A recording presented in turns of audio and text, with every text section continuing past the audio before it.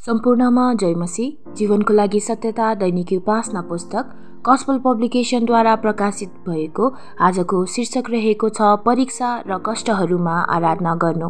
आज जेठ 22 गते बिहीबार जुन 5 तारिक।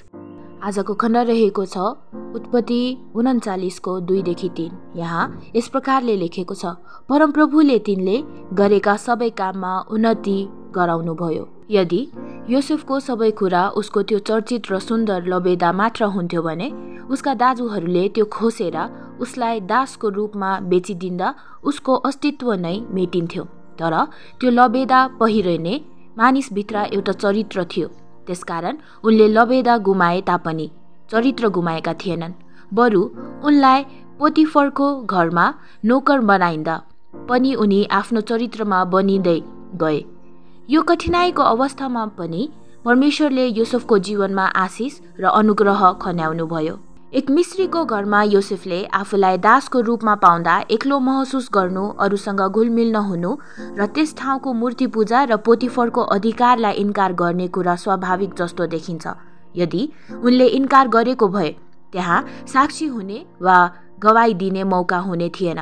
उनीहरू समक्ष इन्कार वा घमण्ड देखाउनुको साटोमा योसेफले आफू पोतिफरको नोकरहरूमध्ये सबैभन्दा असल नोकर बन्ने दृढ निश्चय गरे, किनकि उनले अन्ततः परमेश्वरको सेवा गर्दै थिए भन्ने उनलाई थाहा थियो। योसेफ परमेश्वरको निगाहमा समृद्ध भए तापनि तिनी दास नै थिए। हामी मध्ये कतिजनाको जीवन जस्तै उनको दैनिक जीवन पनि कठिन परिश्रमले भरिएको थियो।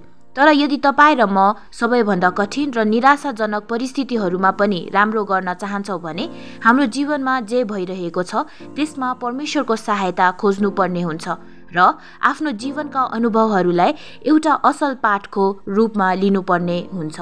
योसेफले आफ्नो दुःख र कष्टको समयमा परमेश्वरमाथि भरोसा राख्न चुकेनन्। त्यसकारण पोतिफरले योसेफसँग परमेश्वर हुनुहुन्छ र उहाँकै सहायतामा उसले सबै काममा सफलता पाएको छ भन्ने कुरा देख्न सके। यहाँ योसेफले उसको जीवनमा विशेष अनुग्रह भएको कुरा पोतिफरलाई बताउन आवश्यक देख्दिन। कुनै मानिसको जीवनमा प्रभुको अनुग्रह छ भने त्यसलाई प्रष्टसँग देख्न सकिन्छ र कहिलेकाहीँ पोतिफर जस्तै अन्य गैर ख्रिस्टियनले पनि उसको महसुस गर्छन्। हामीले सामना गर्ने हरेक परिस्थिति, बिताउने हरेक पल र चाल्ने हरेक कदम परमेश्वरलाई महिमा र प्रशंसा दिने अवसर हो भन्ने कुरामा सचेत हुँदै हामीले जिउन सिक्नुपर्छ। हामी जस्तो सुकै परिस्थिति भए पनि, जसै पावलले पनि यस्ता अवस्थामा आफूलाई पाएका प्रभुका जन र दासहरूलाई लेख्छन्, हामी जे गर्छौँ दिलो ज्यानले गर्नुपर्छ, मानिसको होइन तर प्रभुको सेवा गरे जस्तै, यो जानेर कि हामी आफ्ना उत्तराधिकार इनामको रूपमा पाउनेछौँ। हामी प्रभु ख्रिस्टको सेवा गरिरहेका छौँ। हामी परमेश्वरको महिमाको लागि बनाइएका थियौँ भन्ने जब हामी बुझ्छौँ तब हामी हाम्रा कष्ट र दुःखको समयहरूलाई पनि आराधनामा परिणत गर्न सक्छौँ।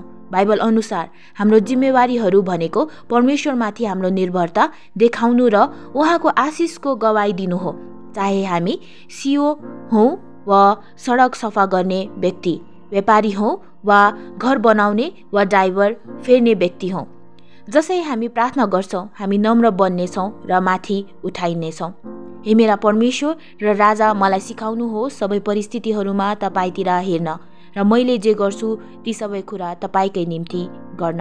तपाईँको आजको दिन आशिषमय भएको होस्। जय मसीह।